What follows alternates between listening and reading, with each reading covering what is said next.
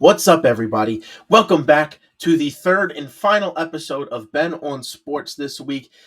And as you all probably guessed, it is previewing the NASCAR race at Martinsville, giving you the favorites, all of that fun stuff that I normally do. Next to last week of NASCAR, as next week is the championship race. So without further ado, let's get into it.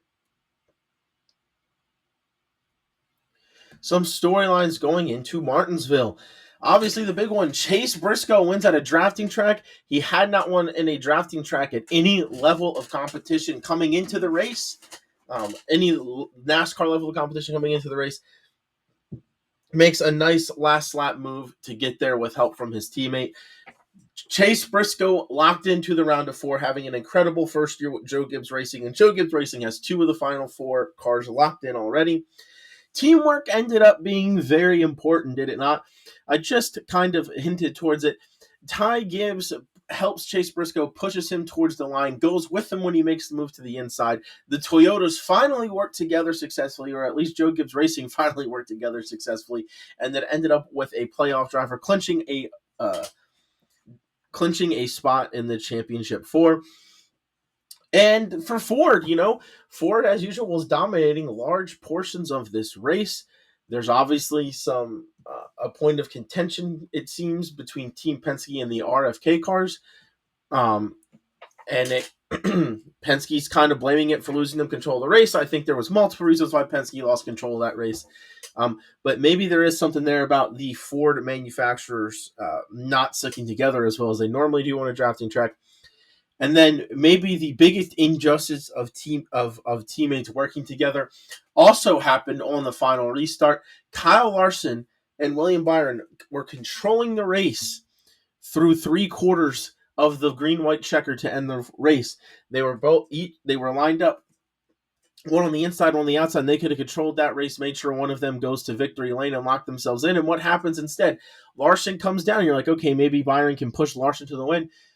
And then Larson runs out of fuel, screws over William Byron, who ends up getting spun out by another Chevy teammate, and Toyota wins. And now William Byron's in a must-win situation when he could have just won that race, or at least been in a situation where maybe he could point his way in. Oh, man, Kyle Larson needs to be getting some hate. I know that it's not an exact science, but everybody swore they were good on fuel, and he really wasn't even that close. I guess it was coming to the checkered flag, but really wasn't even that close. Awful end there for Hendrick Motorsports. Is someone going to win below the cut line going to Martinsville? I'll talk about this a little bit later, but I would argue the best 8 drivers at Martinsville, the final track of the round of 8, are the 8 playoff drivers, 2 of which obviously have already won. So I think you're going to see a lot of playoff drivers up front, and I think it's highly likely that one of the 8 playoff drivers wins. I would almost take the 8 playoff drivers in the field against the 28 rest of the cars in the field to win this race. Can somebody win from below the cut line? Because pretty much everybody is in a must-win scenario. And to that point, can JGR actually get 3 cars in the Final Four? Obviously, Denny Hamlin and Chase Briscoe have locked themselves in. But right now, Christopher Bell is plus 37 to the cut line in third, 1 point ahead of Kyle Larson, who's in the last chance for spot at plus 36. One of those 2 guys should make it, even if there's a new winner. So the point battle between those 2 is going to be fun to watch to see who stays in position. But if there's no below the cut line winner, then both of those guys are probably safe. So my question is, can JGR get 3 cars? If Christopher Bell, he has to be favored to advance because of his point situation.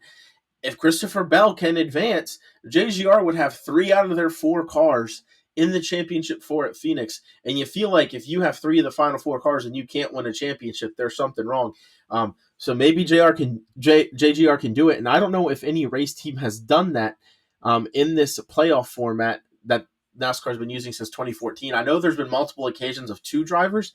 I don't know if there's ever been 3. I can't think of it off the top of my head, but I know for a while that those late 2010s, it felt like it was Kevin Harvick, Kyle Busch, and Martin Truex every single year. But I don't know if it was 3 if any team has ever put 3 of their 4 drivers, especially considering there was only 2. Well, there was 3 with SHR shutting down. Now there's only 2 4-car teams left in NASCAR.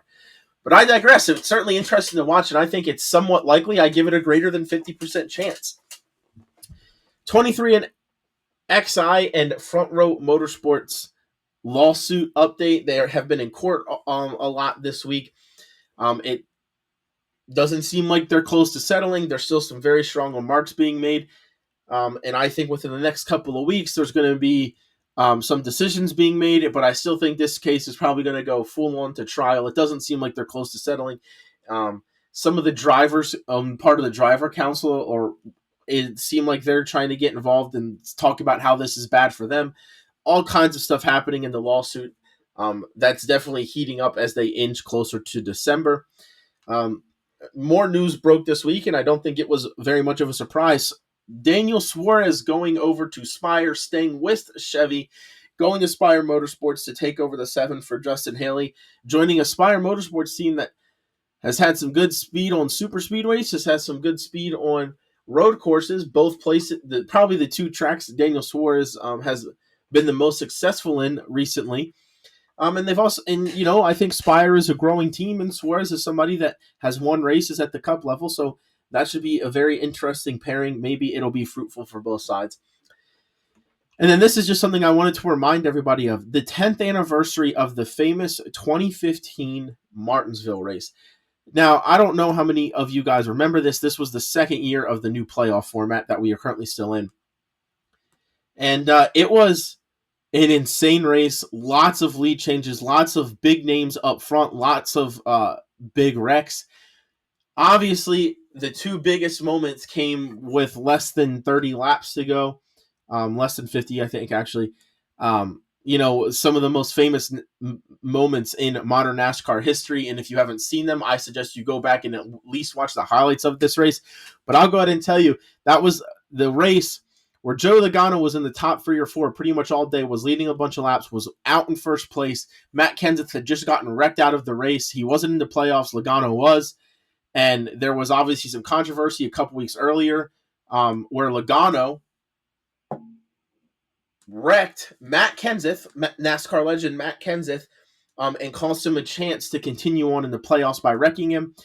Obviously, Logano came into this race. Not only was he dominating certain portions of it, he also had won 3 races in a row, was going for 4, less than 50 laps left, right around there.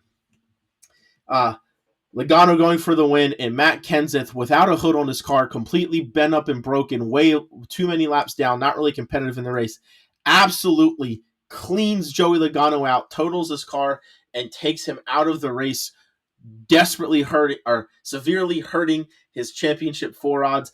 And then who in his last season as a NASCAR driver in 2015 comes through to win? Jeff Gordon restarts on fresh tires from 3rd, gets to first place, and wins his last ever NASCAR race and clinched his way to the Final 4 championship race, which at that time was being held at Miami Speedway. Very, very memorable race in NASCAR. I think it's one of the more memorable races in the last 10 to 15 years. A lot of crazy things happen. I have never seen the fans so united that somebody got absolutely cleaned out as they were when it happened that day to Joey Logano from Matt Kenseth. It just felt right. It just felt like it was justice taking place. The NASCAR community is very rarely that unified, and if you go back and watch the clips, you can see everybody in the fans celebrating. Really, really important race. We need more. Maybe we need some of that drama. We need some of that back in NASCAR.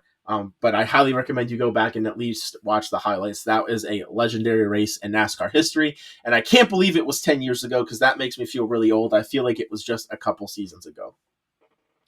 I'll stop blabbering. Let's get into the stuff you guys actually care about. History at Martinsville in the next-gen car. As you can see, there's been 7 races. This is going to be 8 races. Martinsville is one of the few tracks that gets 2 races a year. Winners: William Byron below the cut line in the playoffs. Christopher Bell, when he won that race, he locked him. That was a must-win situation for Christopher Bell in 2022. He won. He's also currently a playoff driver, looking to go to the championship 4. Kyle Larson won spring of 23. Current playoff driver that is trying to advance into the championship 4. Ryan Blaney won in October of 2023, on his way to winning his first NASCAR championship at Phoenix the next week. William Byron, with his second win at Martinsville, Again, somebody below the cut line who's really good here. Ryan Blaney won to go to the championship for at this race last year. Ryan Blaney's won the last 2 fall Martinsville races. And then in the spring, Denny Hamlin, who's very good historically at Martinsville, won this race earlier this season. He is obviously already locked in, so he does not need a win. Best average finish, 2-time winner Ryan Blaney, averaging 4.6. I mentioned it last week. He's really, really good at Talladega. He probably is even better at Martinsville.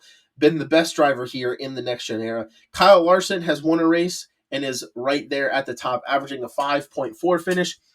Joey Logano, while he has not won a race, is averaging just about a top 5, averaging a 5.6 average finish. He should have a lot of speed. The Penske cars usually do at Martinsville in short, flat tracks in general. Chase Elliott has also been pretty good here, especially as of late. He has an 8th place average finish here, and he has the last couple races, he has a top 5 streak going on. Denny Hamlin at 8.1 in the best average finish. And then there's something I figured I'd add in between 2 retired guys here. Kurt Busch with an average finish of 6 in the next gen car. And then Eric Almirola, after multiple races, had an average finish of 7.8. Another playoff driver I wanted to mention is Chase Briscoe, who I think's average finish is like 8.2 or 8.3, right behind his current teammate Denny Hamlin. He's right there with those guys as well. Most top 5s. 3 drivers tied at 5 top 5s in 7 races. Ryan Blaney, Kyle Larson, and Denny Hamlin. One of those drivers needs to win to advance. 2 drivers tied at 3 top 5s. Chase Elliott, Joey Logano. Both of those guys are in a must-win situation. And 5 drivers are tied at 2 top 5s. Chase Briscoe, Ross Chastain, Bubba Wallace, William Byron, and Christopher Bell. Byron obviously needs to win. Bell would like to. And most top 10s, Joey Logano in 7 races at Martinsville in the next gen car has finished top 10 in all 7. That could be a good sign for Joey Logano, somebody who hasn't won here in the next gen, but is always up front. 4 drivers tied with 6, Ryan Blaney, Kyle Larson, Chase Elliott, and Chase Briscoe. Denny Hamlin is at 5 in 7 races, and then 3 drivers tied at 4, Ross Chastain, Bubba Wallace, and William Byron. The only playoff driver who is not on the top 10 list being Christopher Bell, somebody who's 37 points to the good. And then if you look at the top 5s, all 8 drivers are somewhere on the leaderboard in most top 5s. As I said, the 8 playoff drivers still in it are probably the best current Martinsville drivers, at least in the next-gen era at this track, and I expect it to be no different this week. I would not be shocked to see all 8 in the top 10, maybe even all 8 first 1 through 8 on the track.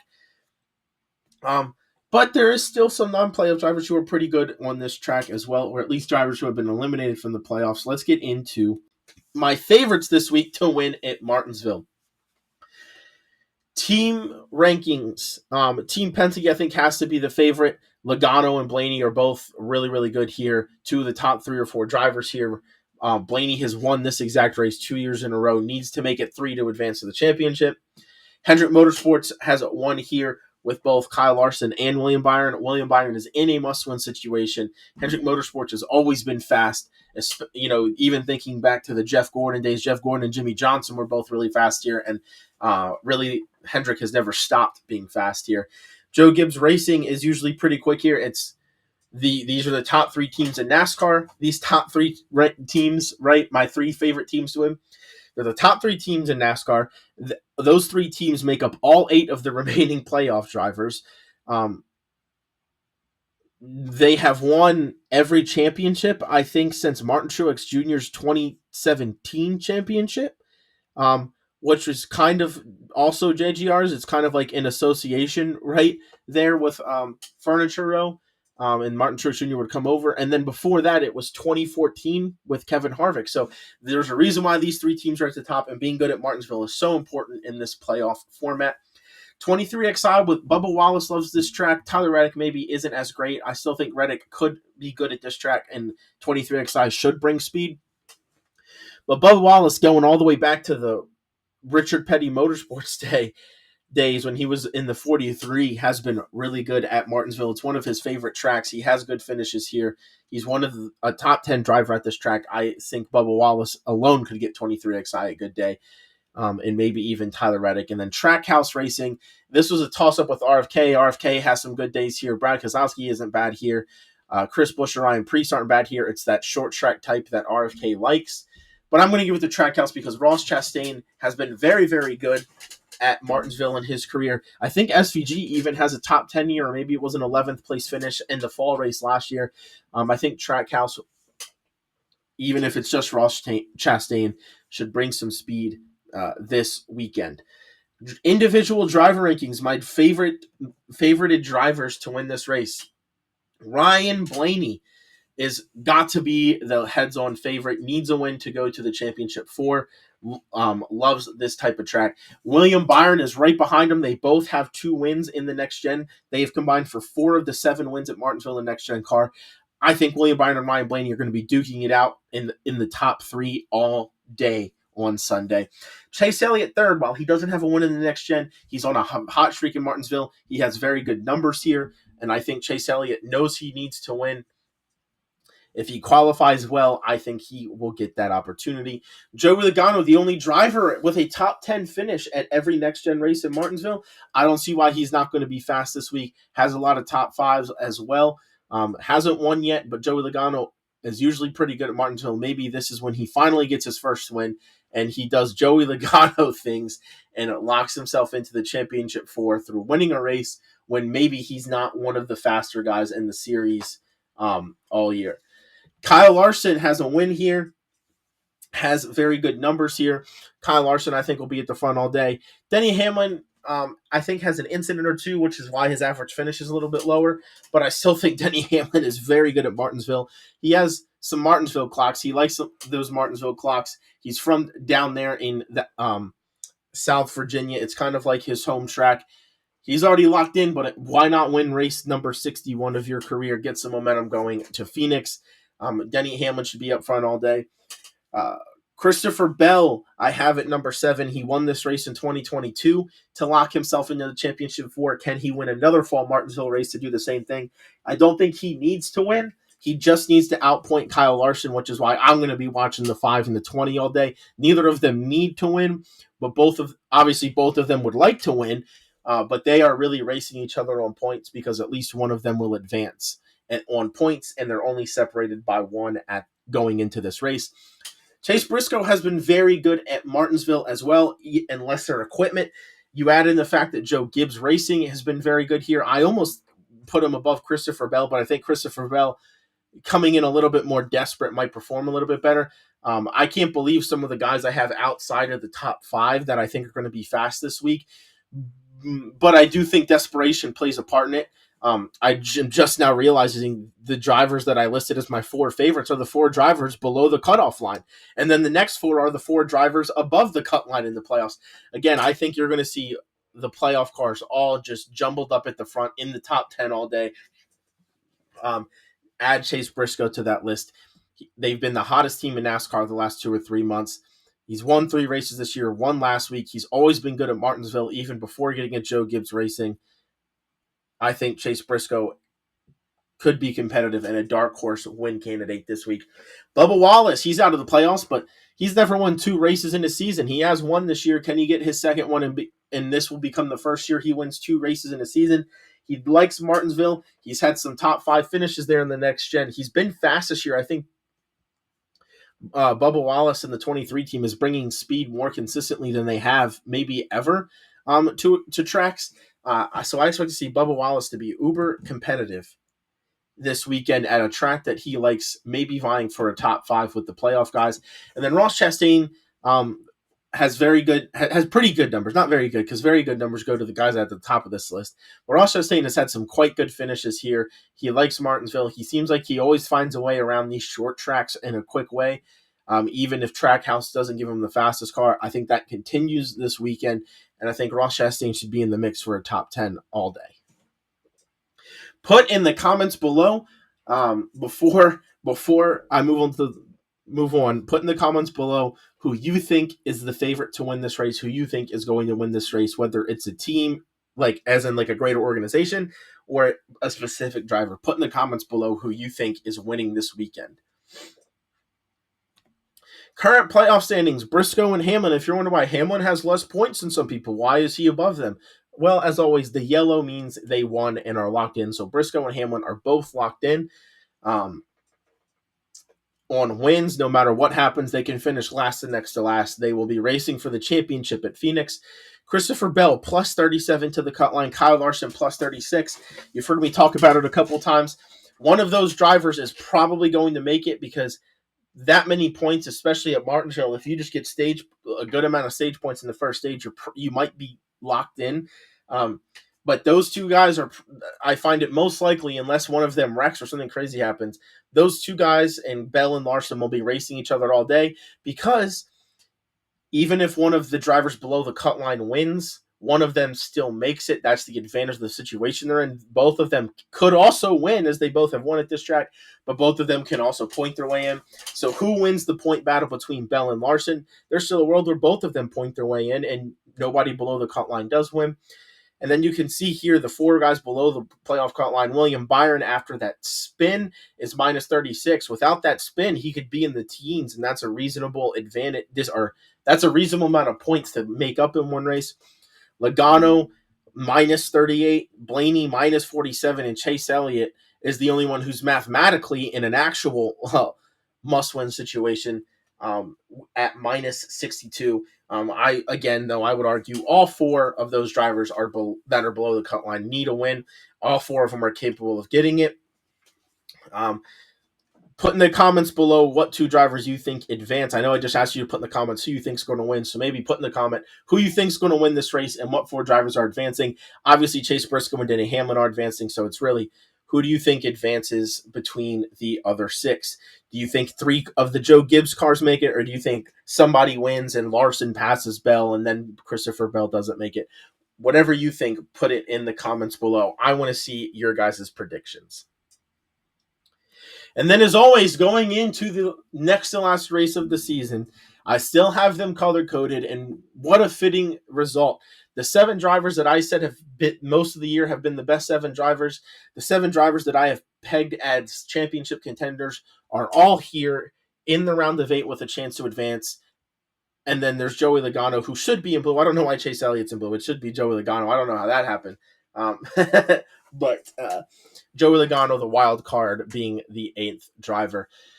Chase Briscoe won a stage and the race last week. He has to be number 1. He's locked into the next round. Christopher Bell with a solid finish, some solid points. He's going into this, out of all the drivers who have not won and aren't advanced, he's going in with the most points at a track he's won at and has been successful at. Gotta like Christopher Bell's odds here. Denny Hamlin didn't have a great day. He did have some speed at points in the race, but then obviously had some issues. But you know what?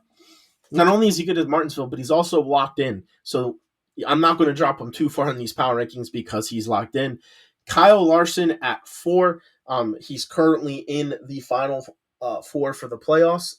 Obviously on points, he's in that transfer spot right now, as you just saw. But had the worst finish out of the guys who are currently above the cut line. Ran out of gas and hurt his teammate doing so.